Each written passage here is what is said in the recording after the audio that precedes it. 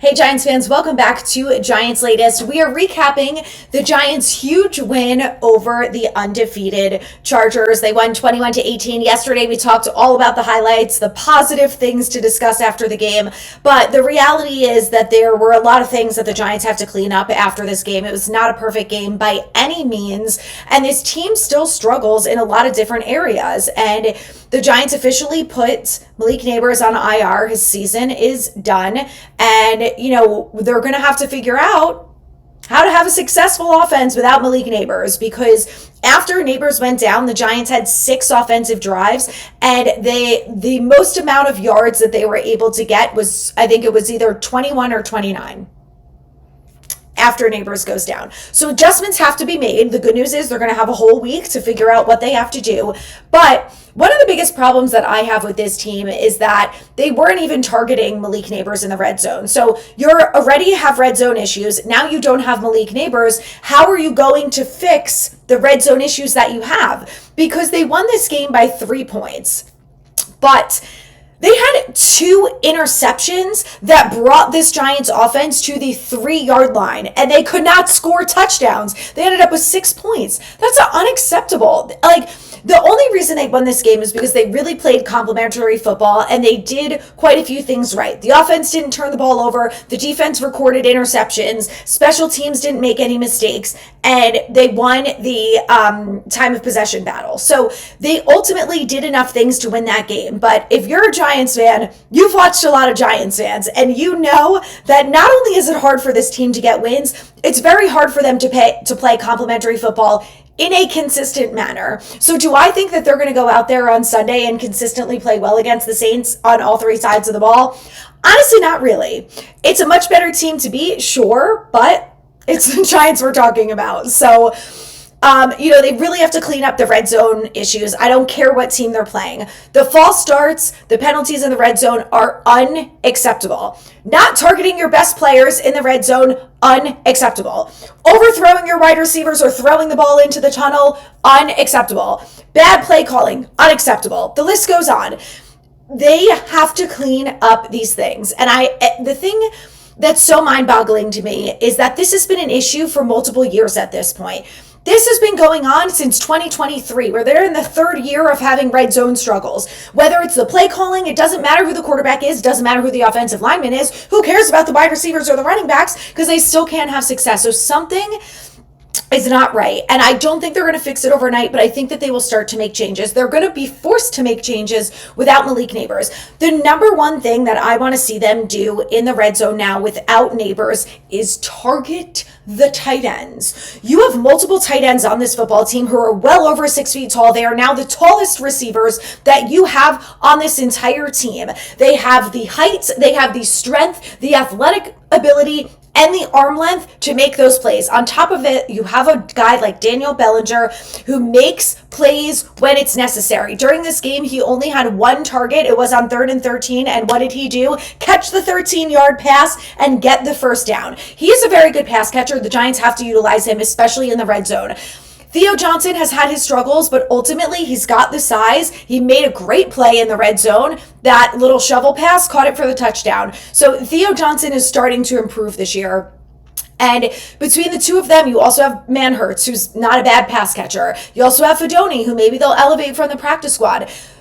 Any one of those guys needs to be targeted in the red zone, especially when you have concerns around the wide receivers and the offensive line is finally getting their footing and looking good. So the receivers have to get open and they have to make plays. And if you're worried about the actual 3 wide receivers who are going to be doing it now without Neighbors, again, you got to utilize the tight end. So I really want to see them be able to do that. I think the offensive line is going to continue to get better every week. We've seen it improve week after week. Now that Andrew Thomas is healthy, he's ready to go. He's playing the full game on Sunday. The run blocking should also improve. So hopefully they're going to be able to run the ball in the red zone, which also should be able to help them.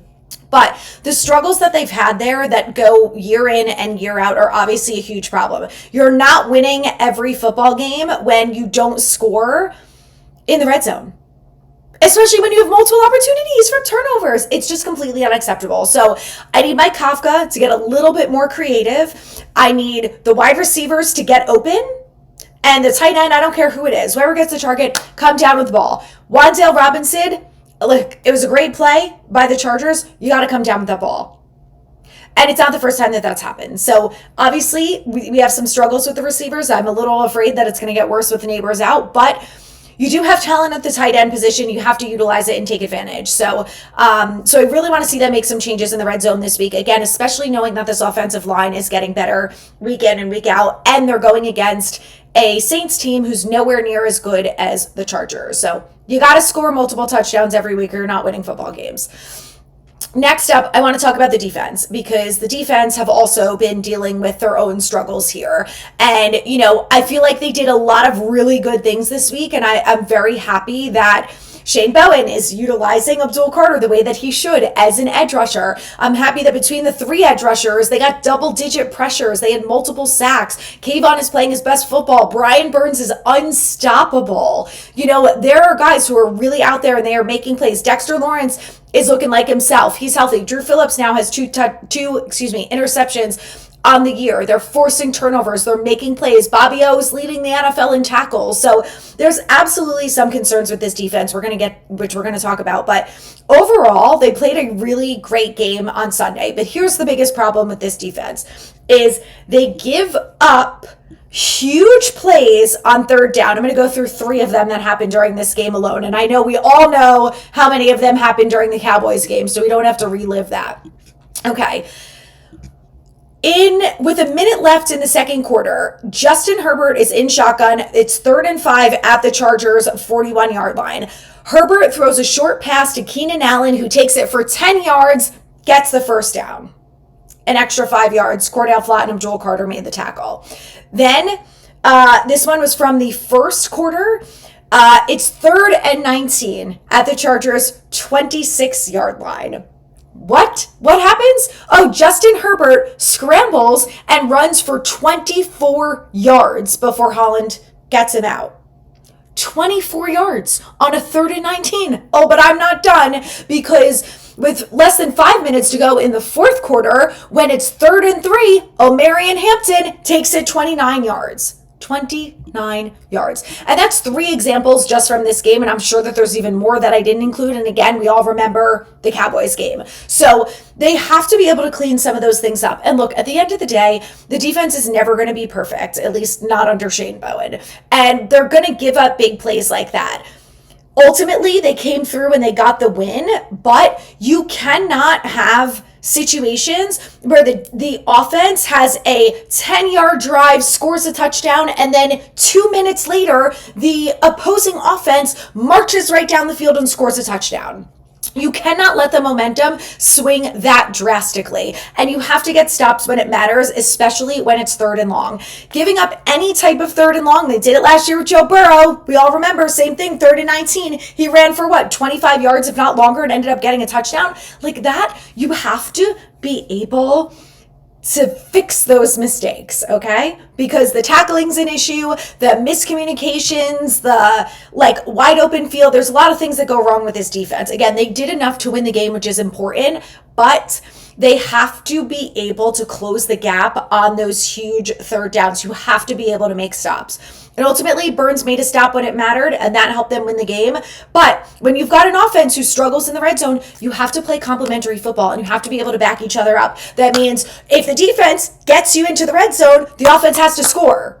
And if it's 3rd and 19, the defense, you got to make a stop. So that's something, the consistency of this team is lacking week in and week out.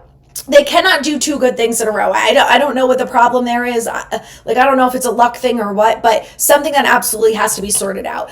And the last thing that has to be sorted out is the coaching, which goes back to all of this, okay? Right? The same issues that we have year after year, the red zone struggles, the giving up the 3rd and longs, talking about the Bengals game last year. It's the exact same scenario over and over again. It's Shane Bowen playing soft zone. It's, Tay Banks acting like he doesn't give a shit out there. It's it's the penalties upon penalties in the red zone, out of the red zone, on special teams, it doesn't matter. There's so many issues that all stem back to the coaching. And like I've said, I don't think they're going to fix it overnight. overnight. In my opinion, I don't think this coaching staff is the right one for this football team.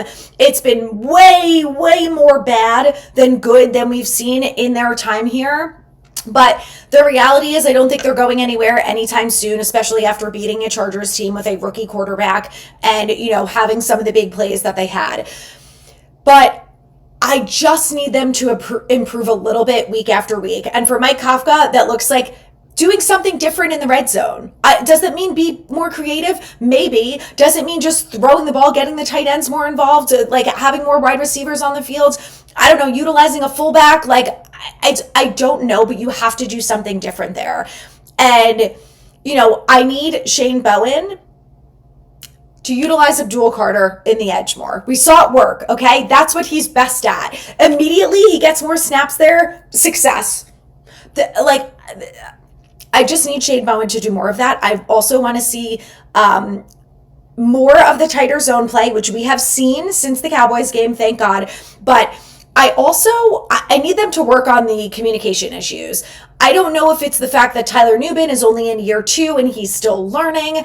He seems to all of a sudden not be anywhere where he's supposed to be. Dane Belton has been missing tackles, which has been an issue for him since he's been here. I know we're desperately missing Micah McFadden, but other guys have to step up when players go down. It's going to be the same thing wide receivers. Malik Nabers goes down, Jalen Hyatt, you get on the field, you better make the most of that opportunity. Same thing with everyone else. So, I just feel like it has to stem from the coaching. The accountability has to start there. The paying attention to details, being detail oriented is so important. Cleaning up the penalties, especially in the red zone. All of that stuff has to be cleaned up, and I think it really stems from the coaching.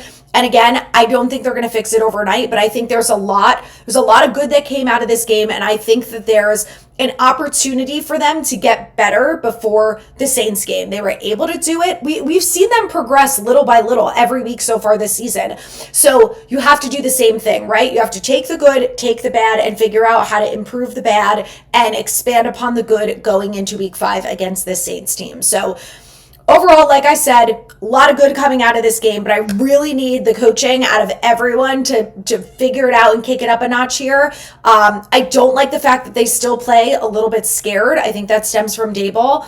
And, they have to be a little bit more aggressive, and you have to play to win instead of playing not to lose. And again, I don't know if that's going to change this year, but I think it's something that, I don't know, maybe will improve from week 4 to week 5. So stay tuned. Tomorrow we are going to start flipping the page and talking about Giants versus Saints on Sunday. So subscribe for more.